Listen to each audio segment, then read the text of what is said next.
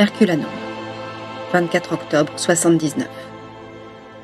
Crowley séjournait dans la province de Naples depuis plusieurs jours, dont il avait un peu perdu le décompte.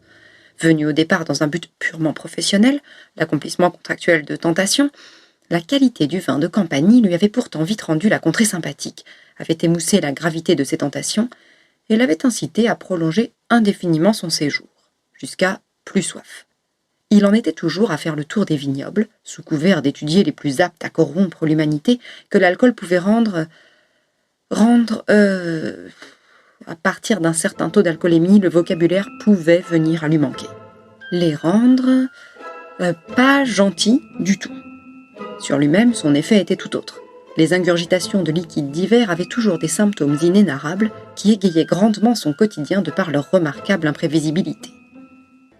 Le 24 octobre, de mauvais matin, car il était beaucoup trop tôt pour se lever à midi, Crowley était bien évidemment occupé à cuver intensément.